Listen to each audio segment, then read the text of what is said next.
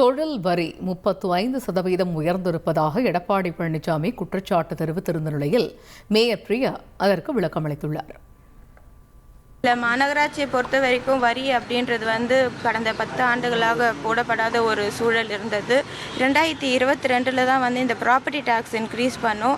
அதுலேயும் நம்ம மிகவும் குறைபாடான வகையில் தான் நம்ம ப்ராப்பர்ட்டி டேக்ஸ் இன்க்ரீஸ் பண்ணுகிறோம். நம்ம தமிழ்நாடு உட்பட்டு பார்த்திங்கன்னா பிற மாநிலங்கள், அதாவது கேரளாவோ ஆந்திர பிரதேஷோ இல்லை நார்த்தில் இருக்கக்கூடிய மாநிலங்களை கம்பேர் பண்ணிங்கன்னா நம்ம வரி வசூலிக்கிறது மிகவும் குறைபாடாக இருக்கிறது. ஆனால் பொதுமக்களுக்கு வழங்கக்கூடிய சேவைகள் அரசு சார்பாக அதிகமாக இருக்கிறது என்றதை தெரிவித்துக் கொள்கிறேன்.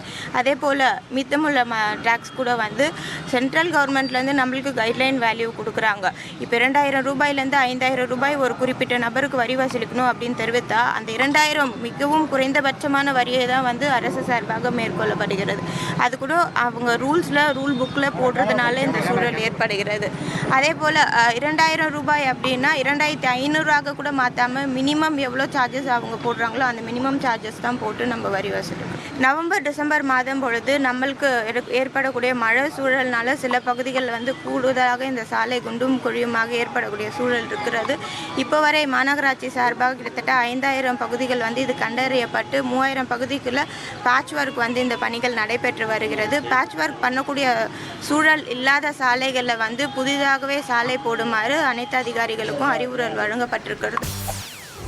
செய்திகளை உடனுக்குடன் தெரிந்து கொள்ள உடனே சப்ஸ்கிரைப் பண்ணுங்க.